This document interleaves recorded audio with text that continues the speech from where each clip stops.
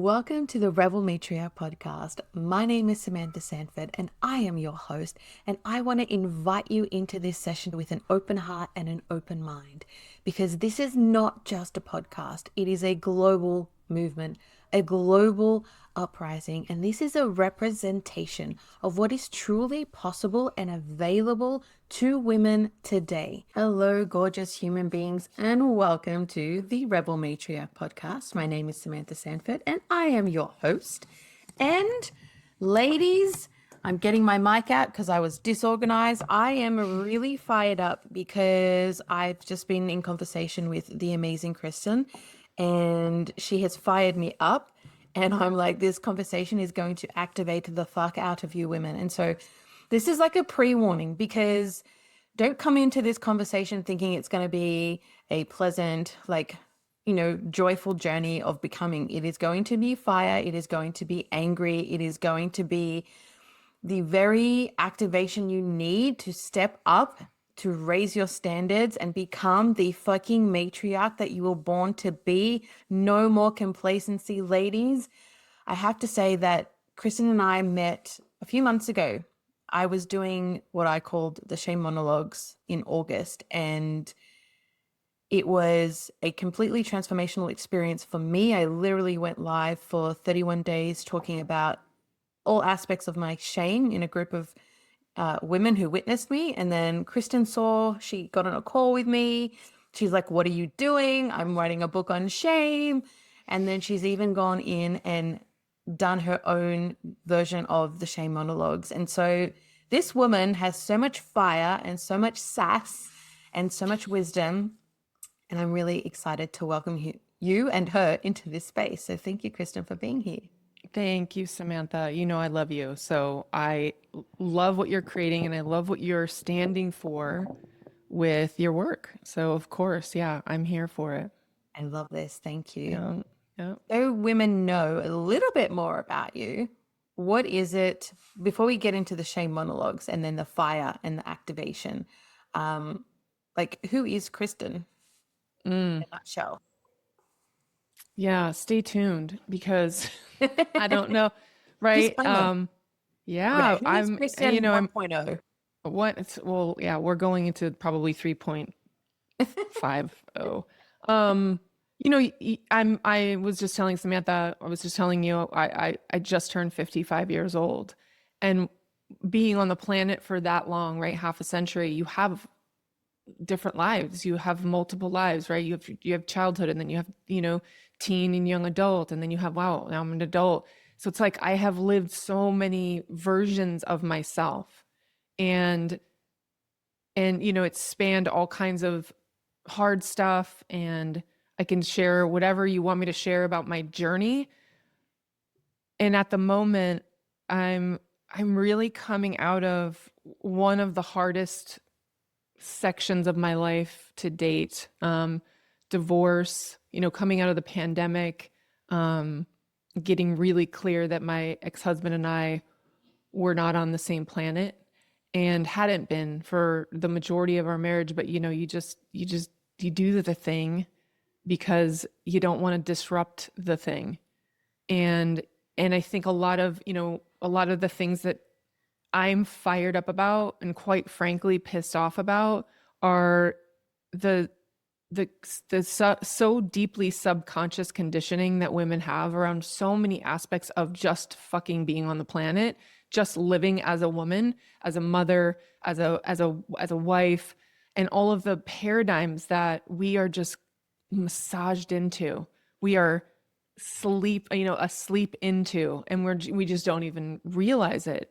And so at this point, it really is everything crumbled, no longer married, left the home, the ex left the state. So I became a full-time single parent of 2 teenage daughters, who basically don't have a father.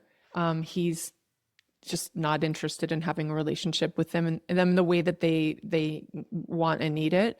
And the places that I've gone to in the last 5 years have been deep and dark, and they've been the same sort of places that oak trees are sprouted from, right? The soil, the deep, dark, recesses of the earth are where the greatest things come from. And it's hard. It's like childbirth. Childbirth is hard. Pregnancy, if you're me, is hard. Raising children, if you're anyone, is hard. And, I'm just in this place of like, I'm going to make hard work for me. Like I have learned, I'm just being forged like steel through, like you forge a sword in hot temperatures. And I feel like I'm a representative of all of womankind, because the anger that I feel right now, the rage that I feel right now isn't an outward rage. And it was for a really long time, but it's more of a sit back and like, oh, okay, I see. I see. I can see the ways that women are shunned and shamed and made to be small and quiet and meek. And I'm none of those things. So it's been challenging for me to grow up inside of those paradigms. But now it's untenable. Now it's the skin that's being shed that I don't fit in anymore. So I'm quite literally in the metamorphosis. I'm quite literally the goo in the chrysalis, and coming. I mean that analogy has been used so many times, but it's so great because if you think about it, it's miraculous that a caterpillar becomes goo and then becomes a butterfly. That's absolute magic. And for me, that is the path of woman. The path of woman, especially now in this day, is an awakening, an awakening from the slumber of conditioning into the paradigms of shame, how the ways that, we are shamed around everything, around, our value and our currency being how we look, how old we are, how young we are, how thin we are, how beautiful we are. And it's exhausting.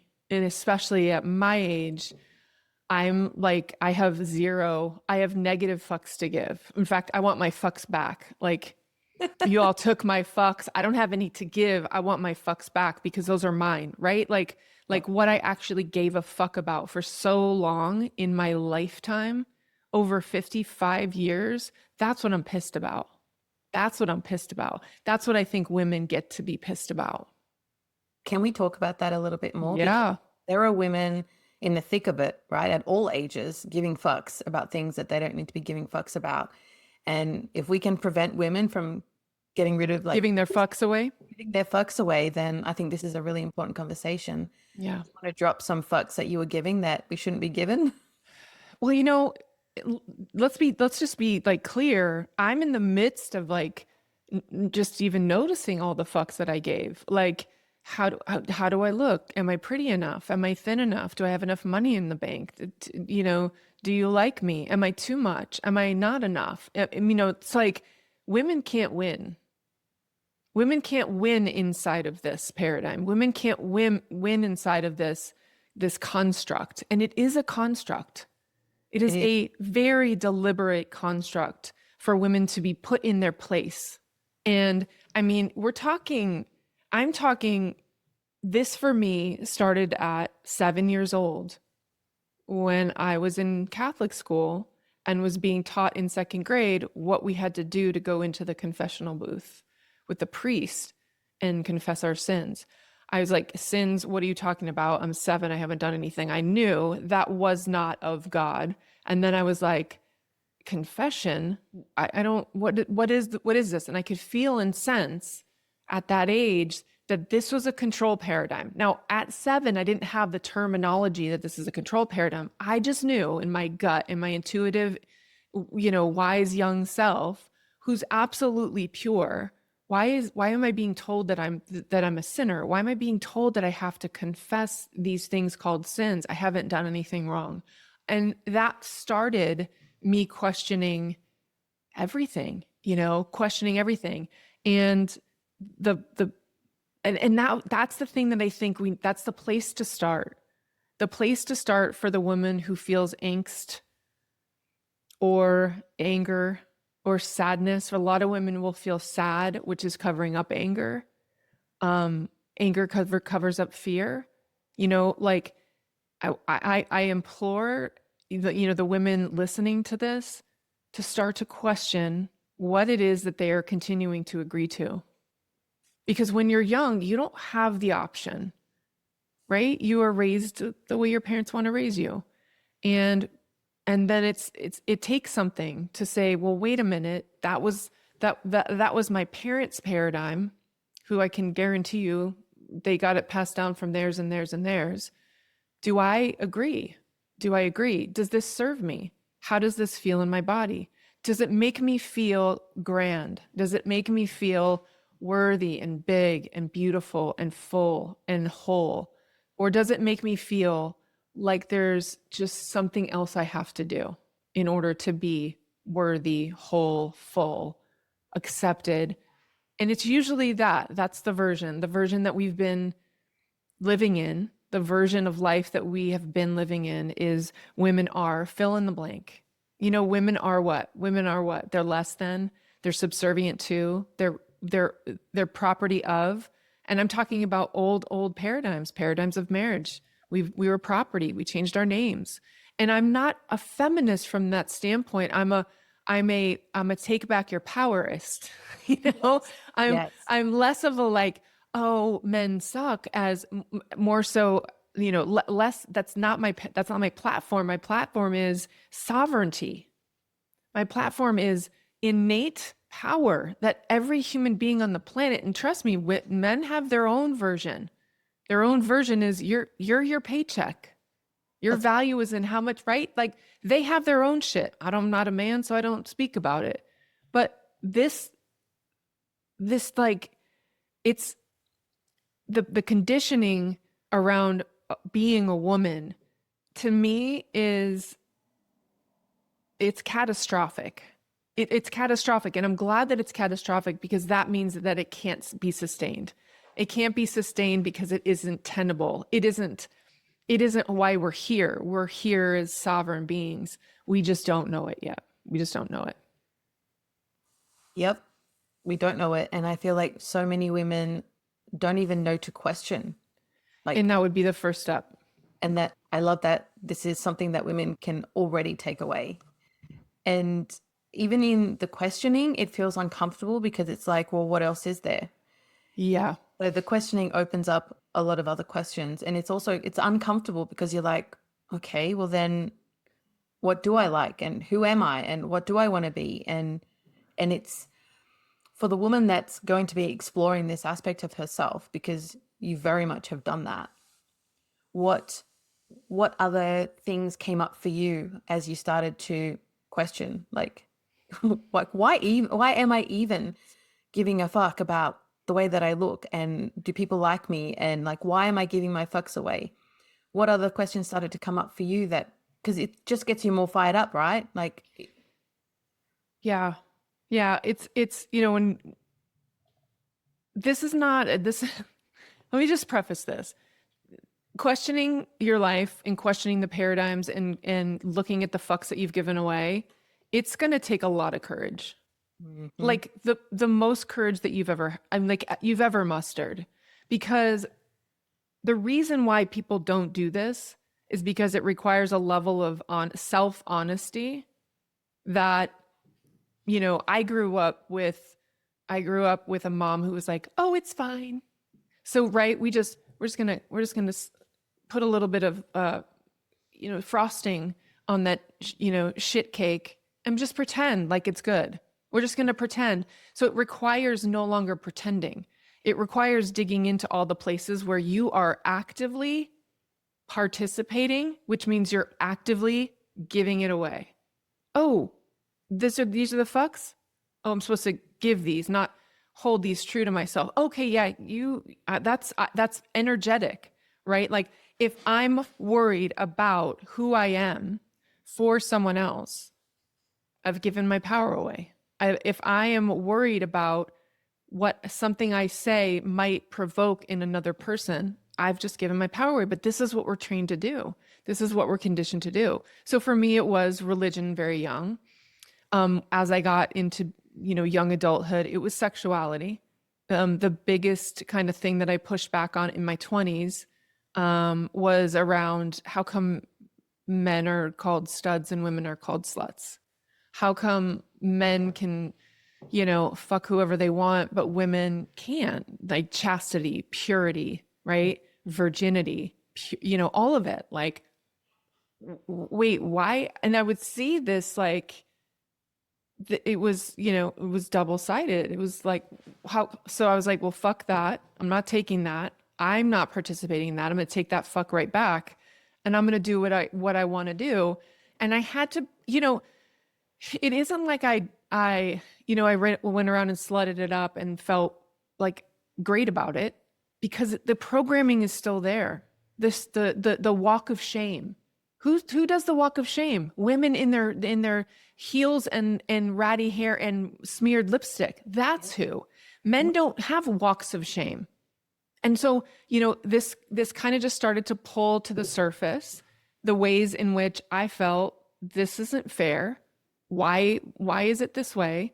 And then it was, even the paradigm of like getting married. I remember not wanting to change my name.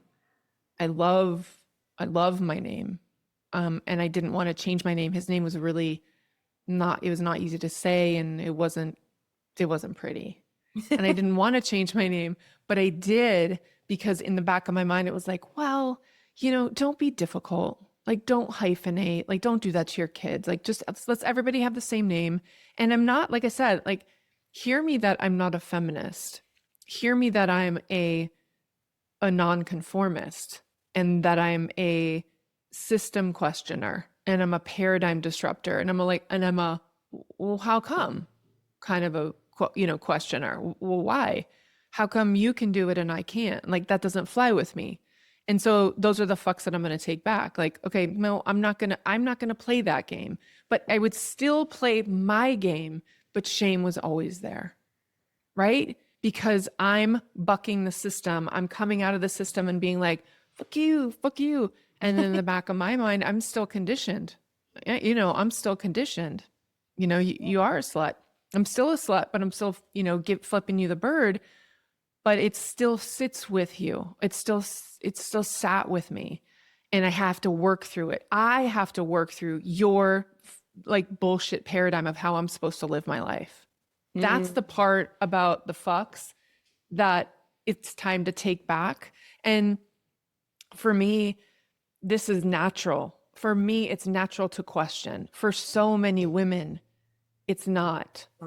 And that's the thing that I would say. So, there was the religion piece, and then there was the sexuality piece. And then, getting married was like, well, I guess I'll just change my name because, just make it easy.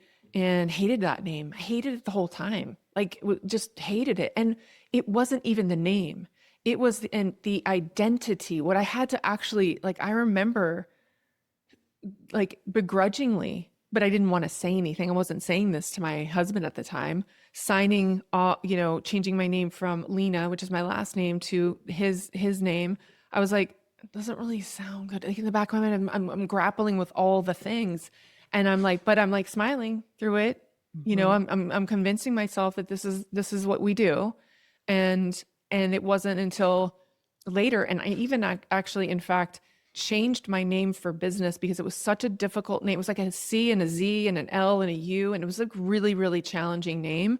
And most people, like, I would have to spell it. If I'm giving my website, it's like, okay, Kristen, and it's P-O, C as in Charlie, Z as in zebra. Like, it was ridiculous. Lena, it's my last name, right? So I changed my last name for business. I was like, I had to announce to like all of social media, like, hey, nothing's wrong. I'm just changing, I'm just using this for business. We're still married. We're still good. But like, that was my little way to kind of like dip my toe into sovereignty. That was my little way to dip my toe into like, I'm taking this back. Like, we have to take a look at like all the places where we give ourselves away. right? Or we give ourselves away, or we cut ourselves off, or we shrink ourselves, or we contort ourselves to fit inside of that paradigm. And again, I'm not saying men don't have to contort themselves to fit inside their paradigm, but that's not what we're talking about. We're talking about, right, the cutting down of women. And I would say, using my voice has been probably, became an entrepreneur after I really became an entrepreneur after I had my first child, because I just wasn't going to go into that paradigm of my child goes to daycare, I go sit in a cubicle, I make some rich asshole richer, he could give two fucks about me, then I come home and I spend scraps of time with my child while someone else for the rest of the day is raising my child, not fucking doing it. Not doing it. That's where I'm going to take those fucks back. And then I created my first business in 2009. My oldest was a year old, and I had that fitness boot camp business for 6 years. I had my second baby, was able to be with my children, raise my children, because I wasn't willing to sacrifice raising them for status, for a paycheck, for even security.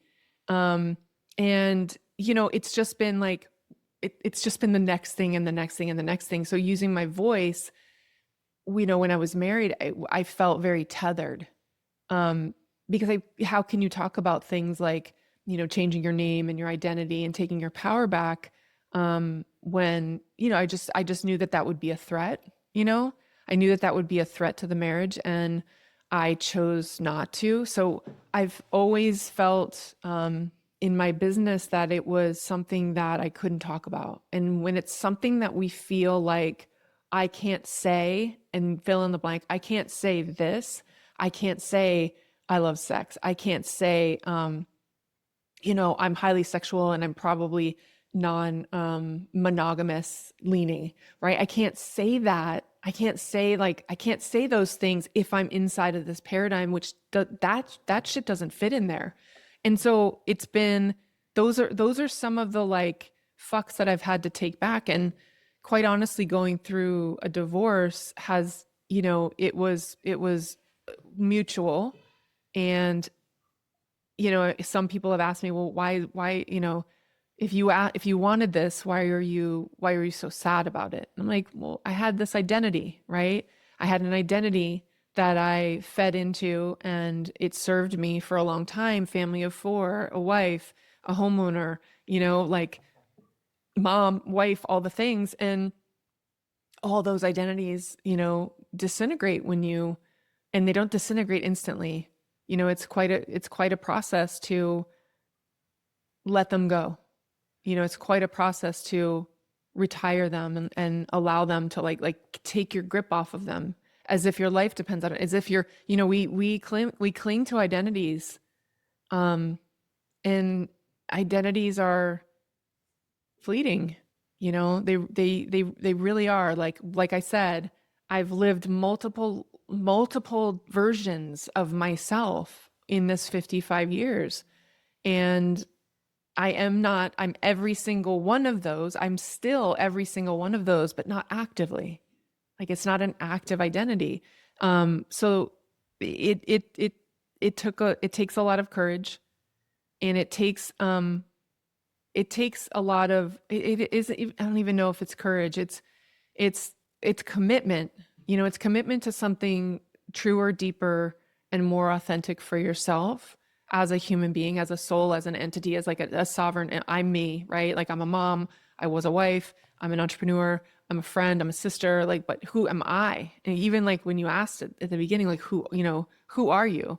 To be determined, it was being deconstructed.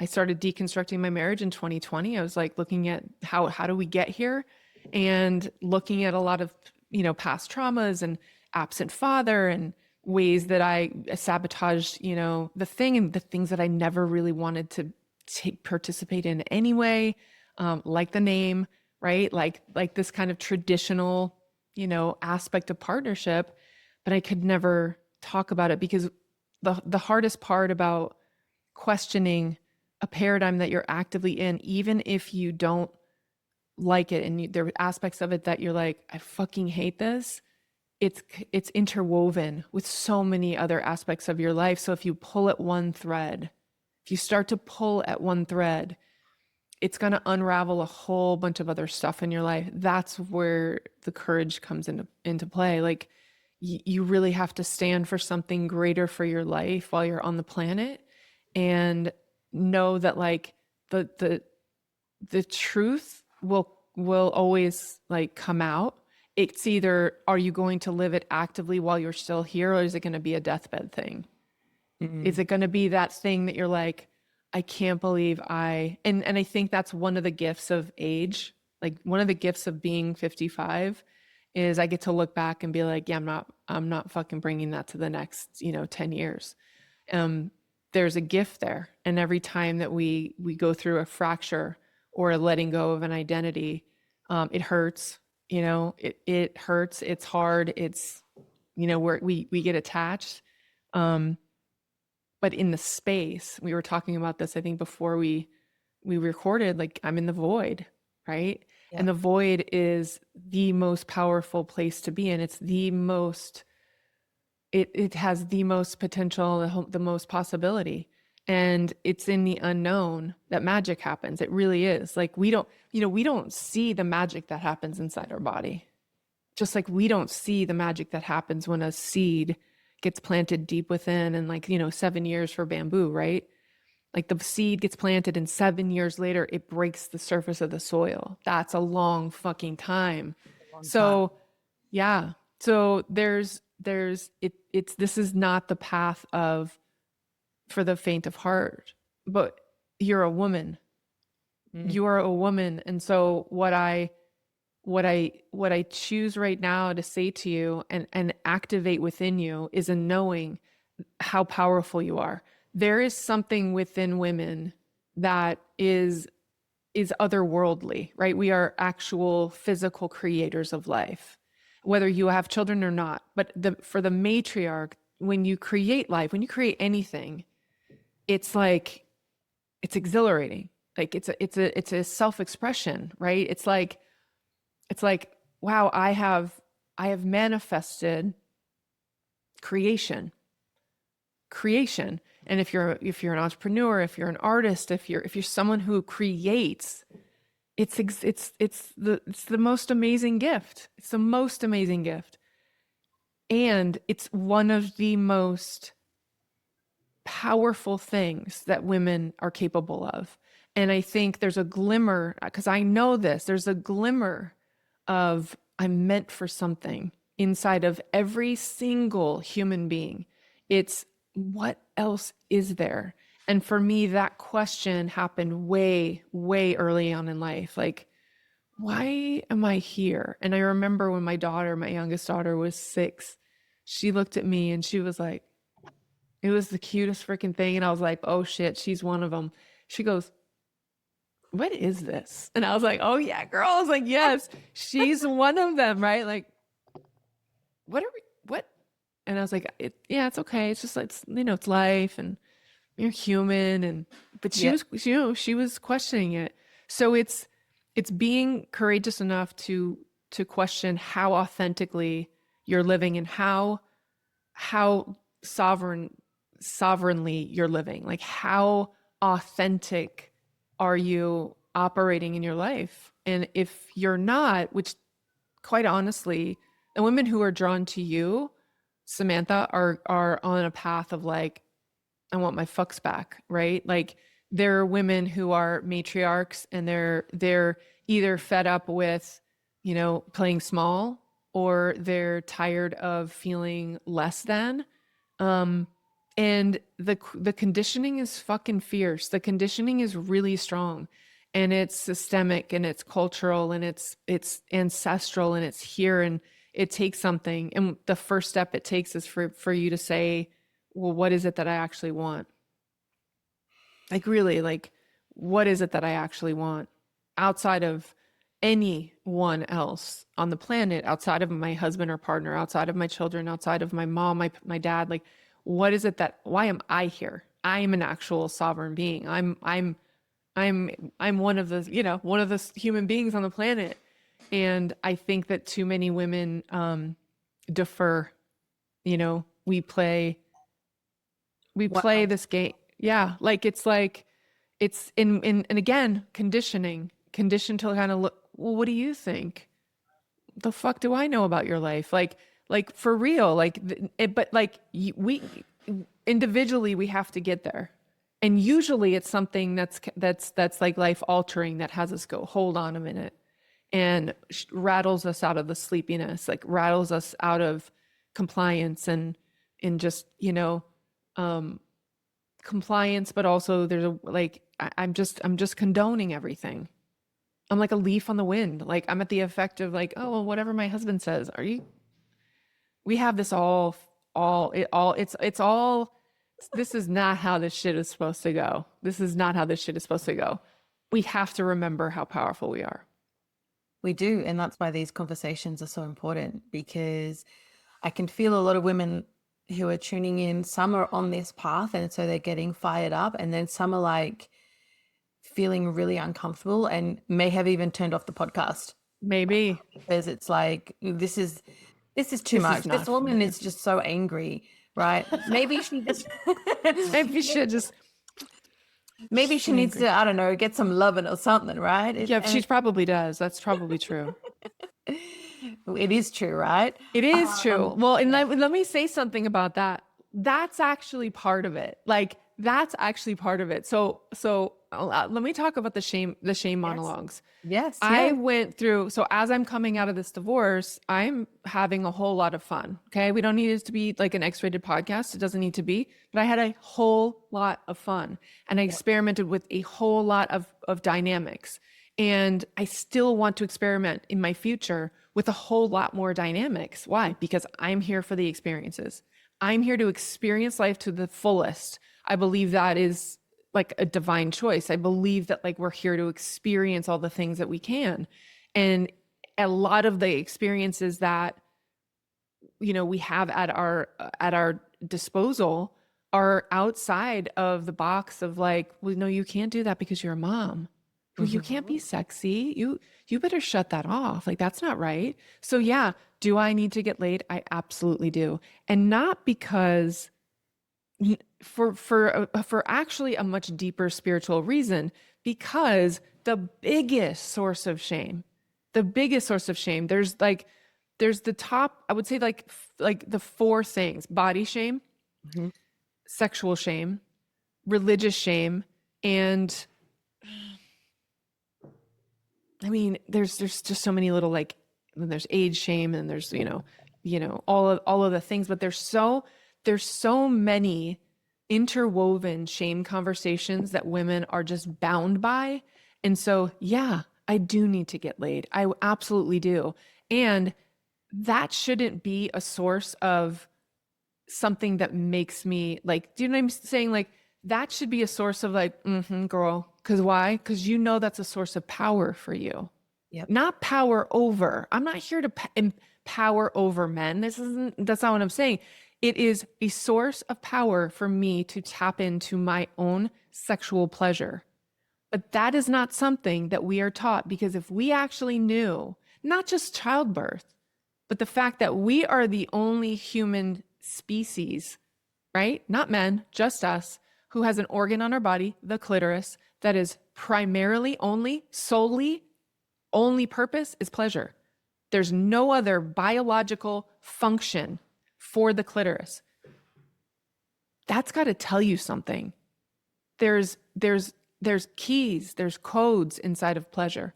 And when a woman is pleasured, like when she's in the frequency of pleasure, she's unstoppable. Yes. She's unstoppable. So I found I kind of participated in your shame monologues, and I was like, can I do one myself? And so I did. And I went through, it was 30 days every day. It was so powerful for me to just like look at all the places where I felt shame: money shame, age shame, sexuality, body. All of it, even like the color of my skin. I know that I have and this didn't even come up, but like being ashamed of being white in a culture that like abused, just absolutely annihilated an entire race of people in slavery. So there's a lot of like, I'm ashamed of my white skin because motherfuckers are, did some horrible things. So it's like, so that happened, the shame monologues happened. And then out of that came a 5-week container that I did called the pleasure paradigm. And it was all about like tapping into your pleasure. And pleasure doesn't have to just be sex. It could be, I love like, like putting lotion on my skin, or I love a really great meal and being able to enjoy it. Or I love, you want to know what is like most pleasurable for me that feels like the biggest luxury? Reading a novel, right? So being a person of like, being the kind of person that's always progressing and like growing and right, like developing and like seeking, like being a seeker, everything's always like, well, what am I doing here? Like, it's always very much like, I'm It's not a always time. hedonist. Yeah. I'm like, okay, well, what am I getting from this? And everything's kind of like, You're like explaining me. meaningful. Exactly. And the biggest indulgence that I can do is just to sit on like my couch and read a trashy novel. Like just a ridiculously like it could be trashy novel, like slutty, or it could just be like romancy, because it's so fantastical, and there's nothing that gets produced from it, nothing other than me being in a fantasy, right? For the time that I'm reading it. And so it's like, go do that. Like, go do the thing. Oh my gosh, you know what I love? I love gardening. I actually do love gardening, but I'm like, I don't have time to garden because I'm building a business and I've got kids. And so it's the ways in which we sacrifice our pleasure and then prioritizing those things that like just bring us joy. And it was phenomenal. It was a phenomenal 5 weeks. The women, it did get highly sexual towards the last couple sessions, just because the women that were in there were all single, and they're dating and they're experimenting and they're having like, these 60, they're 60 years old and they're going through this like rebirth. It's a rebirth when you can like really tap in, like you're in the season of life, right? Samantha, you're in the childbearing season. You're in the build season. You're in the, I'm not. I'm in the like desire, pleasure, fun, adventure. Like that's my season. And I don't think you have to ever sacrifice those things. I did because it just wasn't like, it's not right. My marriage had nothing. There's not a whole lot of like highly sexual. We didn't have that. And that's something that I desire. That is something that I desire, that I think is very important for me personally. But yeah, like just, if I was going to activate anything, it would be, what is it that you desire? Not in 10 years, but like right now, or maybe like 10 years ago that you never allowed yourself, to do. Yeah. So I'm going to leave it there and see if you have any like, cause I know when you and I get together, you're like, something's coming in. And I just love it when you say it. You're like, oh my gosh, the downloads are coming in. I just love it. Yeah, But you yeah. fire me up. You get me activated, and you remind me of why I do what I do. Yeah. To tell you the truth, I actually really want to lean in on the sex talk. Like, let's talk Do it, about sex, baby. baby.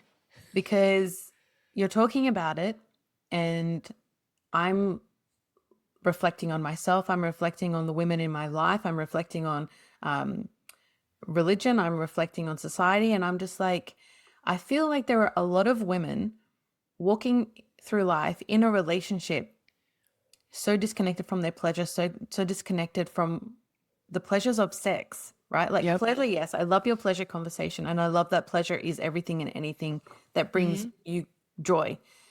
But in terms of sex, like some of the conversations I've heard from women in my world over the years is, every week I would open up my body for my husband to have sex with it, because that's what we're meant to do. It was not about, I want pleasure. It was not about me feeling good. It was about understanding that men have needs. And so as a wife, it is my responsibility to make sure that those needs are met. And there's a lot of like religious training in that aspect, and a lot of old school mentality as well. Very much. And some of the questions are like, to the new mothers in my world, there was a lot of like, are you still making sure that you're having sex with your husband? Because even though you're exhausted and you're running after little kitties and you're touched out and all the rest of it, you still have to make sure his needs are met. And so I feel like there's this really, it's like a dirty secret, right? It's like, Yeah. when it comes to sex and pleasure for women, we're Yep. so disconnected. We're like, that's not a thing. It's like, I will Yeah. do what I need to do, but I won't enjoy it. And like, even some of the conversations have been like, the woman has decided like she really can't, like it hurts her to have sex with her husband. And at a point, like the kids are grown up and she is so disconnected from herself, from her Yeah. pleasure. She does not want to have sex with her husband. And he Yeah. puts so much pressure on her, and he says things like, look, I mean, like, I want to have sex. And like, if you're not going to have sex with me, he's like, I don't want to have to find it somewhere else. And it's like, what's happening in this world? What is happening in regards to sex? So I can see you're like, you need to speak. So tell me, talk to me. Fire me up. Yeah. Yeah. Deep conditioning, just deep conditioning that prioritizes the man's needs over the woman's. Deprioritizes a woman's need for rest, deprioritizes a woman's need for, respite from children or responsibility. Like, I spoke at, a conference last month, and I did a talk on sacred sexuality, and I did some research on different cultures that actually prioritize, like there's African cultures, I'm going to botch it. So Yoruba, or something, like the female orgasm is the priority. So in the marriage with the man, her orgasm is the priority in their sexual encounter. That's what I'm talking about. And when we look at like religious paradigms, you don't have sex until you're married. You only have sex with one person. It's your husband. You do it when he wants to. We're just a plug in there. Like a what are those fake sex bodies? Right? Like a pocket pussy. Torchlight pussy, yeah. Yes, yes. And that is, again, that's something that's a paradigm that you were raised in. And there is some deep conditioning around what is and isn't good, right? Moral, just, what you should be doing and what you shouldn't. And I'll just say this, if there's a should around it, you get to explore what the rules are.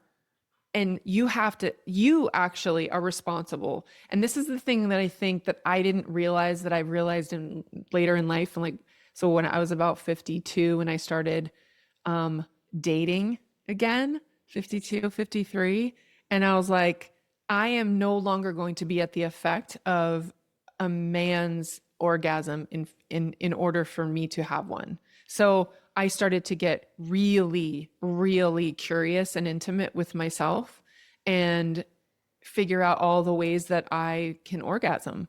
And it's like around 7 different ways that I've discovered that can cause me to have an orgasm. None of them have to do with, the partner, but like in my 20s, it was like, well, I hope he can keep it up long enough for me. And I hope he can, like, it was like my orgasm was secondary. It was secondary. Now, I had a phenomenal boyfriend in high school, 4.5 years. This guy was like, he was like the African culture. He was like, we're prioritizing, you're going to learn how to do this. I'm here for you. And I was just like, so I had that in my history, but like you go out into the world and, if you have, sex with someone that's like a one night stand or something, it's, or even just a kind of a casual thing, there's the responsibility for your pleasure is yours. But you can't even get to the responsibility part until you actually get through the bullshit conditioning around pleasure, period, around your body, around your sexuality, around your anatomy. Like, how does it work? What happens when I press this button? What happens when I stick this in here? What, what does this feel like? And it does require that.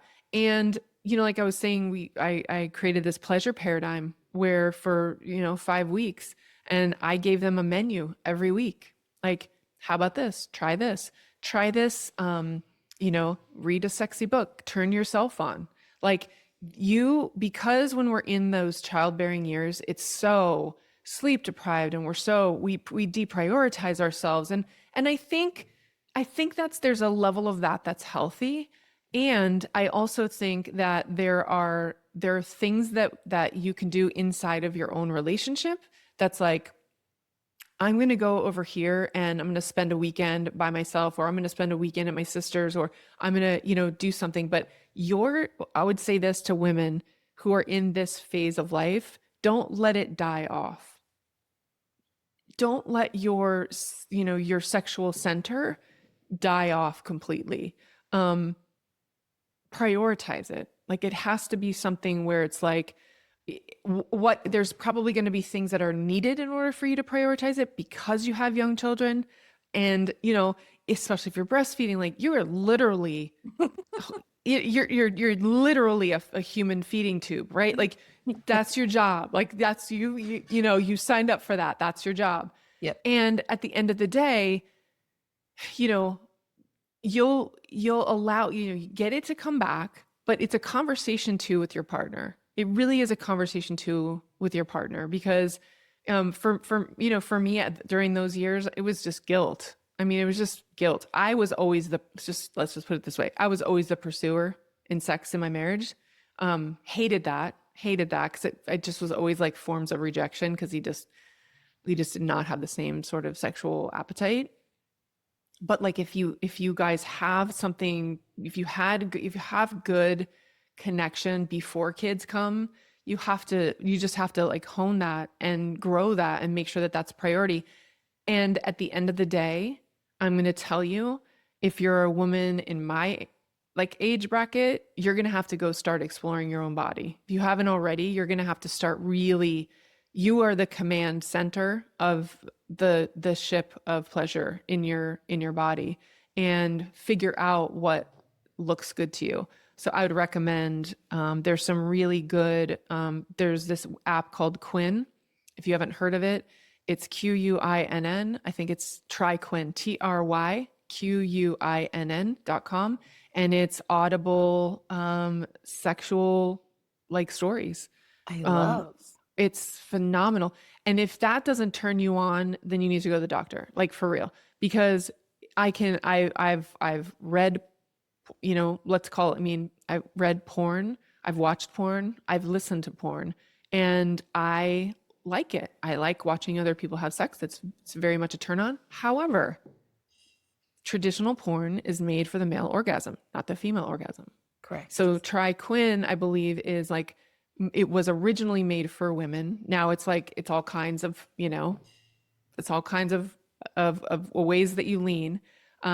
There's quite a few. And then find some, sexual directors who are women, because there are women who produce women-centric, or like the woman-centric orgasm.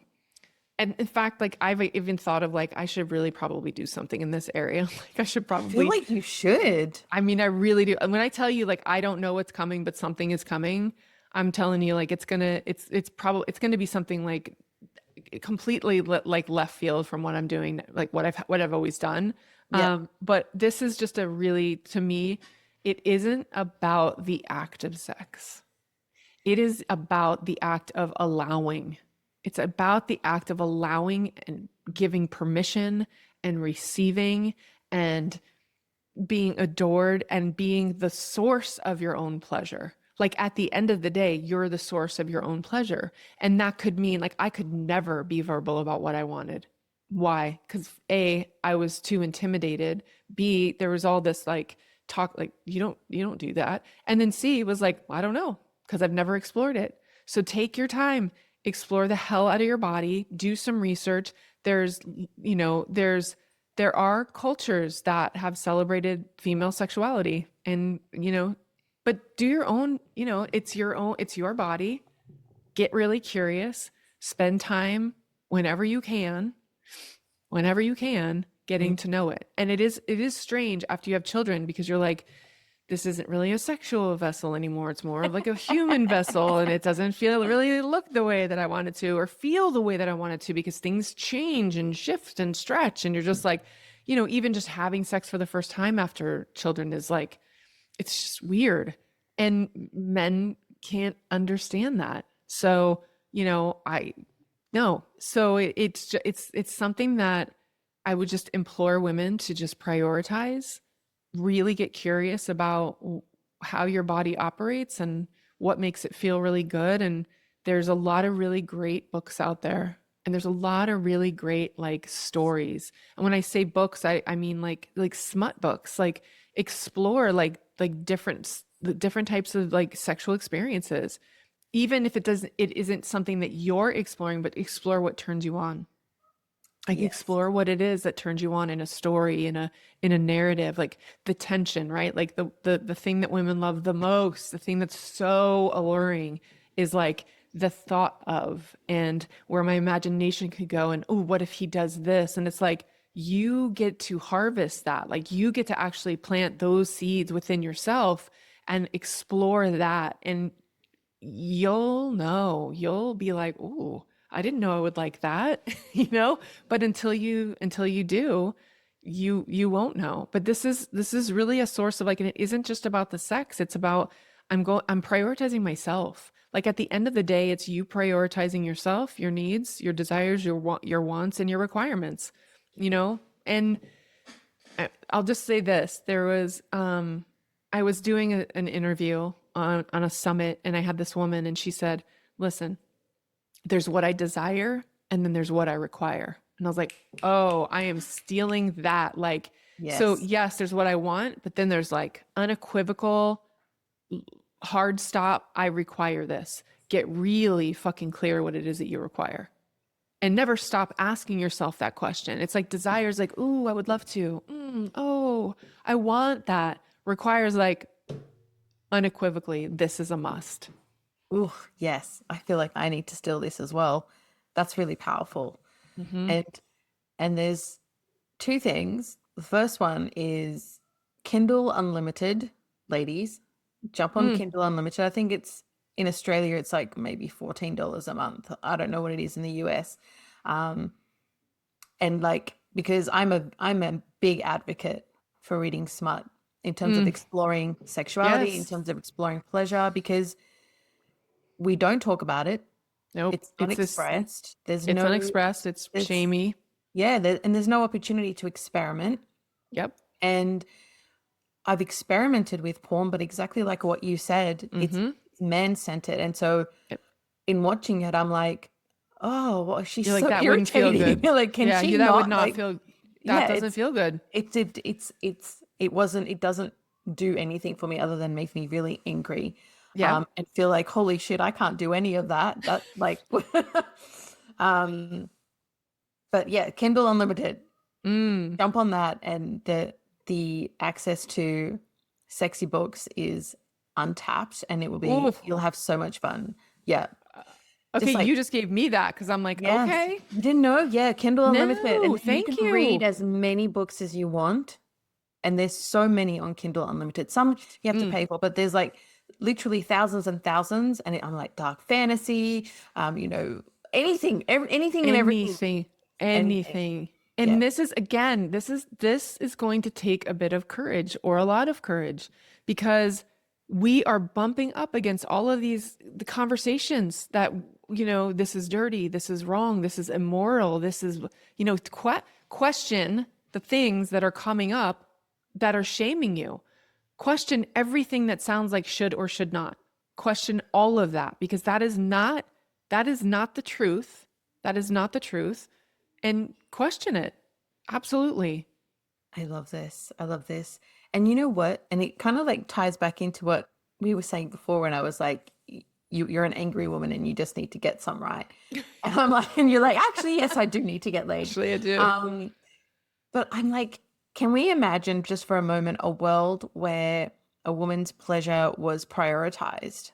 No, let's but imagine really, it. Can we just like lean into the visual of a world where a woman is prioritized and her pleasure is prioritized? Because Mm-hmm. if we can reflect on what our day-to-day looks like, what the last 10 years have looked like, how we show up in our relationships, how we show up for Mm-hmm. ourselves, how we show up for our kids, how we show up in work, how we show up in our community.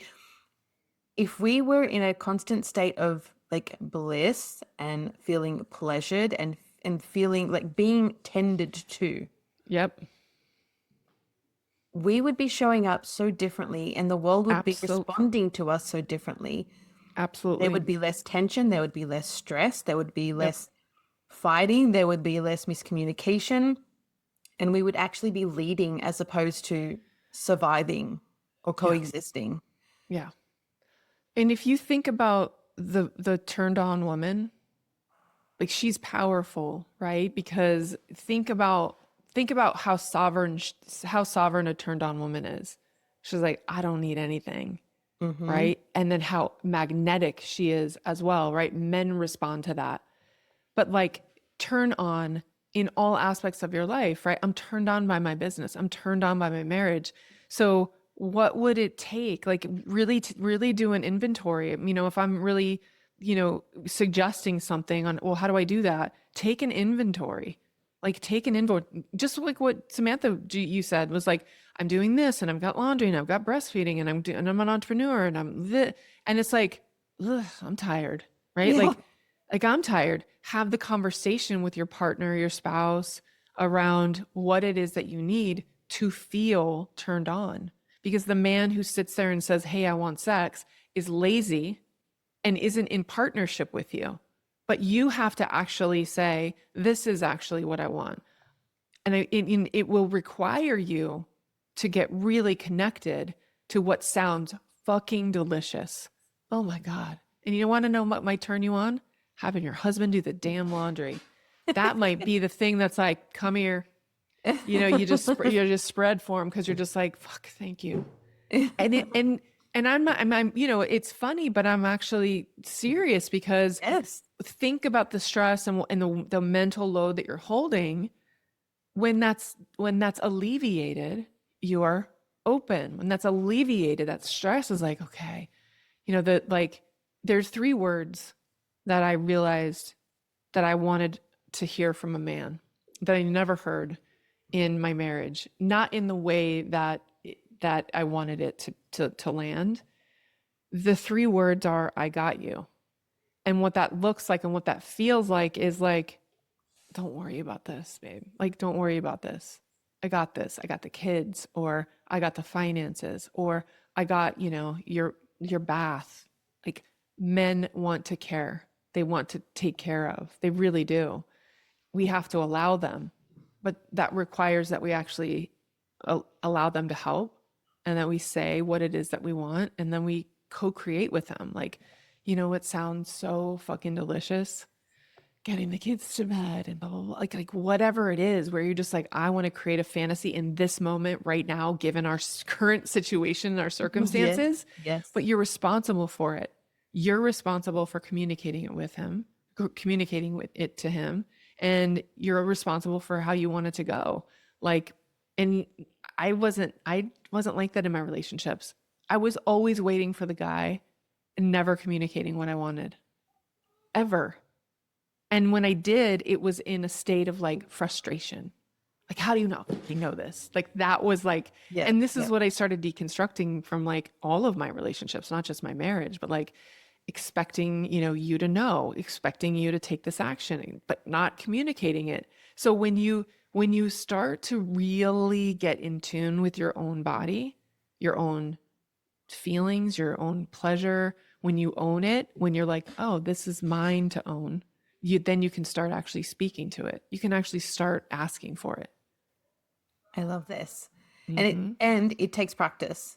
And Yeah. there is a better way of doing it and a not so better way of doing it. Yeah. That's a different way of saying right or wrong, because like you said, you can do it when that's and your partner's not going to receive it. But even if you're not doing it in frustration, but you're still learning how to communicate it, your partner still may not receive it. And that's Right. not an indication that you stop and you're like, well, this doesn't work. It's an indication of, okay, maybe I need to actually communicate with him first. Like, I want to talk to you about this sort of stuff. What's the best way to Yeah. communicate that to you so that you Yeah. receive it. Yeah. We always miss that step, I feel, because Yeah. even like in my relationship with my husband is that we have all those moments, right? Or the frustration of like, how do you not know this? And then it's the okay, I'm trying to communicate. I'll try and communicate something and it's not Hmm. landing. And I'm like, you told me to communicate. I'm communicating Right. and it's not landing. And he's Right. like, I'm like, he's like, okay, I'm trying, like, but I'm not, it's not, I don't get it. I'm like, okay, Yeah. how Yeah. do you need me to communicate Hmm. so that you can actually receive it? Yeah. So one of the things I love to like, this is just like I don't know, I think this is like a little ninja move. I, the guy who said this naturally, normally, this is the guy that I dated after I left, the marriage. He was the one that just automatically would say things like, "I got you," and I was like, "What? Like, what do you mean you got me?" And I was like, "I really like the way that sounds, the way that feels in my body. Like when a man says, 'I got you,' I'm like, I want to be gotten. Like I want to Oh, be fucking yes. gotten." Like I want to be gotten emotionally, I want to be gotten physically, I want to be gotten financially, like all the ways. You want to put my nervous system at ease, you say I got you. And But there mean was it. a nut and he did. Like and he Yes. absolutely did. And I just was it was so foreign to me. I was like, "What? What do you mean?" I was like, "Oh, you really mean that." Okay. And he would say it over and over and over again to the point where I was like, "Yeah, you do." And it's just I would just melt, right? And then there's something else. When we would have like this issue, I can't remember what it was, but men like to fix, right? Yes, yes. And in response to them wanting to fix, one of the really great things you can like teach them to say instead of taking an action is, "What do you need right now?" Like that's it. Like, what do you need right now? It isn't You've gotten to this stage. I'm very proud of right. that. Yeah. Well, and in my marriage, I would get agitated and he would just leave and he would just go do the thing that he thought was going to make me happy. And I was like, "You are doing the opposite. You are doing the opposite of what I need right now." Sometimes what I needed was to vent. Sometimes what I needed was for him to like massage my shoulder. Sometimes what I needed was to cry. Sometimes what I needed was just to allow me some space. Like, what do you need right now is, and it goes both ways. But like, what do you need right now is just it's almost as good as I got you. I got you for me as a panty soaker. It just is. It's just a panty Yes. soaker. I'm just like, oh God, that's all I needed to hear. I got you. But what do you need right now is, and it really it really diffuses. It can diffuse you. It can diffuse him on the other side. It's a little ninja move, I think.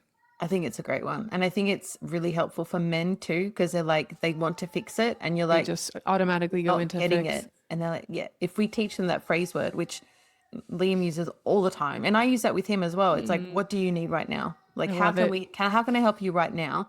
Yep. And then it just makes the biggest difference in how we Yeah. communicate in our relationship. So I loved Yeah. your ninja move. Mm-hmm. Yep. Thank you. It's probably not mine. It's not unique to me, but it does work. It really does Yes, work. Yeah. I love that. Thank you. Mm-hmm. Now, because you are a powerhouse and you're fierce and you've got a lot of passion and fire, and I know that your business is coming together in all different ways and new things are emerging, and Mm-hmm. I'm really excited for when Yeah. whatever's coming through is birthed. Yeah. In the meantime, though, there are women that have been listening in going, I want some of her fire, I want some of her wisdom, I want to have pleasure, I want to have sex, I want to know myself. Mm-hmm. How can they follow you? How can they work with you? Because you had a unique approach in terms of how women can get in touch with you. And I I want you to do. share it. I have a very unique approach. Well, so Samantha and I were talking before we hit record, and I was like, I am really in this place where I can feel kind of this next level of offering.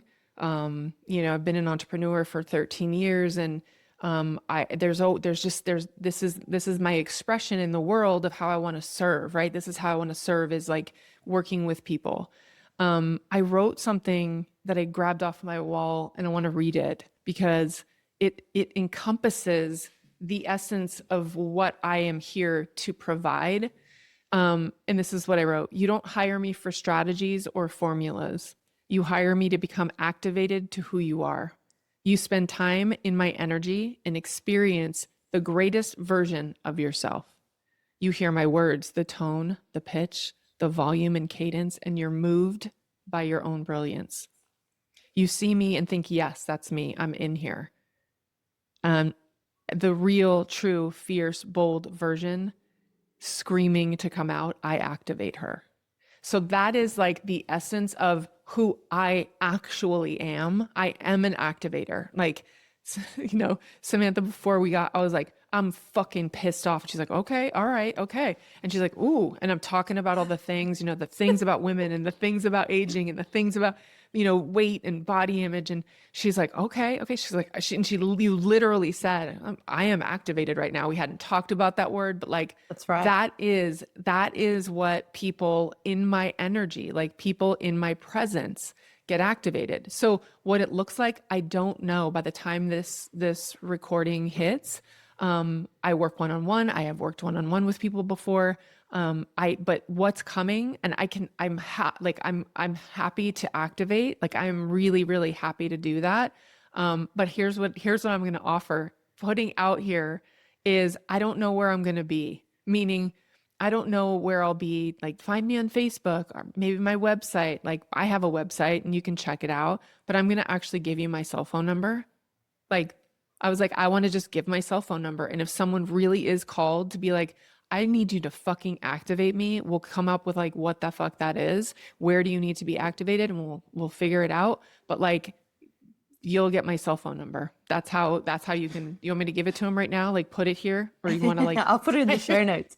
Okay, put it in the show notes, because I like the way the world is transforming, the speed at which things are like happening, and even just like AI and all the things that I'm just like, I don't even know what's real anymore. Like I really sometimes just, I'm like, but I can tell you, and one of the ways that I know that I want to work is in person.